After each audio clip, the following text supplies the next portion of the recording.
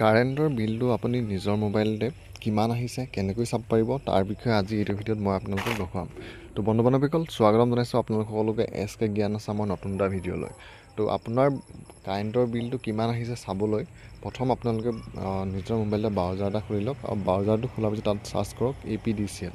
তো APDCL বুলি search কৰাৰ পিছত আপোনালোকৰ সন্মুখত এনেদৰে আহি যাব। তো প্ৰথম যোনটো apdcl.org অপশ্যন আছে আপোনালোকে ইয়াত ক্লিক কৰিব। আৰু ইয়াত ক্লিক কৰাৰ লগে লগে আপোনালোকৰ সন্মুখত এনেদৰে নতুন এটা পেজ খোল খাব। তো ইয়াত আপোনালোকে অলপ তললৈ আহিব আৰু তললৈ আহিলে দেখিব স্মাৰ্ট প্ৰিপেইড বেলেঞ্চ বুলি এটা অপশ্যন আছে। ইয়াত আপোনালোকে যোনটো দেখিবলৈ পাইছে, তো ইয়াত আপোনালোকে ক্লিক কৰিব।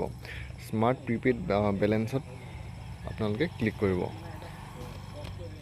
আৰু স্মাৰ্ট প্ৰিপেইড বেলেঞ্চত ক্লিক কৰাৰ লগে লগে আপোনালোকৰ সন্মুখত নতুন এটা পেজ এনেদৰে আহি যাব। তো ইয়াত আপোনালোকৰ কাৰেণ্টৰ বিলটো চাবলৈ প্ৰথম আপোনাৰ যোনটো বিলৰ কনজিউমাৰ নাম্বাৰ হয় 12 ডিজিট, সেই কনজিউমাৰ নাম্বাৰটো আপোনালোকে ইয়াত দিব লাগিব। তো মই মোৰ নিজৰ কনজিউমাৰ নাম্বাৰটো ইয়াত দি লৈছোঁ।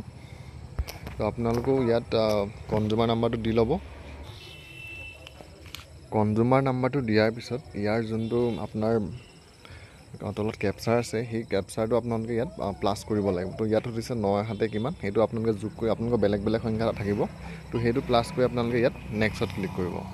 নেক্সটত ক্লিক কৰাৰ লগে লগে আপোনালোকৰ সন্মুখত এনেদৰে আহি যাব। তো দেখিছে মই যাৰ কাৰেণ্টৰ বিলটো চাই আছোঁ তেওঁৰ নামটো আহি গৈছে। তাৰপৰা বেলেঞ্চ, যিহেতু প্ৰিপেইড মিটাৰত আপুনি এডভান্সকৈ পইচা জমা থ'ব পাৰে। তো ইয়াত বৰ্তমান দিবলগীয়া বিল নাই, 137 টকা প্লাছ জমা হৈ আছে।